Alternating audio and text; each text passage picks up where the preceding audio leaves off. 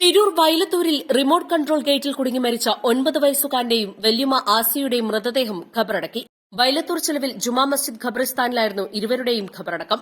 കഴുത്തിനേറ്റ പരിക്കാണ് മുഹമ്മദ് സിനാന്റെ മരണകാരണമെന്നാണ് പോസ്റ്റ്മോർട്ടം റിപ്പോർട്ട്. തിരൂർ ജില്ലാശുപത്രിയിലായിരുന്നു മുഹമ്മദ് സിനാന്റെ പോസ്റ്റ്മോർട്ടം നടന്നത്. രണ്ട് ഭാഗത്തുനിന്നുമുള്ള സമ്മർദ്ദത്തെ തുടർന്ന് കഴുത്തിനേറ്റ പരിക്കാണ് മരണകാരണമായതെന്നും കഴുത്ത് ഒടിഞ്ഞിട്ടുണ്ടെന്നുമാണ് പ്രാഥമിക പോസ്റ്റ്മോർട്ടം റിപ്പോർട്ടിലുള്ളത്. ഇന്നലെ വൈകിട്ട് 4 മണിക്കാണ് മുഹമ്മദ് സിനാൻ എന്ന 4ാം ക്ലാസ്സുകാരൻ അയൽവീട്ടിലെ റിമോട്ട് കൺട്രോൾ ഗേറ്റിനുള്ളിൽ കുടുങ്ങി മരിച്ചത്. ഗേറ്റ് കടന്ന് പള്ളിയിലേക്ക് പോകുമ്പോഴാണ് ഗേറ്റിൽ കുടുങ്ങിയത്. ഇതുവഴി നടന്നു പോകുകയായിരുന്ന നാട്ടുകാരനാണ് കുട്ടി ഗേറ്റിൽ കുടുങ്ങിക്കിടക്കുന്നത് കണ്ടത്. ഉടൻ കോട്ടയ്ക്കലിലെ സ്വകാര്യ ആശുപത്രിയിൽ എത്തിച്ചെങ്കിലും ജീവൻ രക്ഷിക്കാനായില്ല.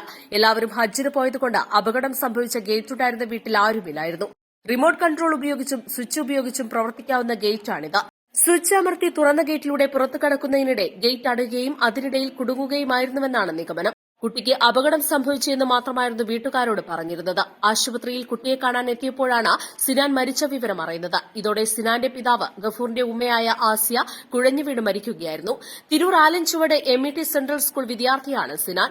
നാട്ടിൽ കളിച്ചു നടന്നിരുന്ന സിനാന്റെ ദാരുണമായ മരണം വീട്ടുകാരെയും ബന്ധുക്കളെയും പരിസരവാസികളെയും ദുഃഖത്തിലാഴ്ത്തി. അതിനിടയിൽ ആസിയയുടെ മരണവിവരം കൂടിയെത്തിയതോടെ നാട് കണ്ണീരിലായി. East live, Tirur.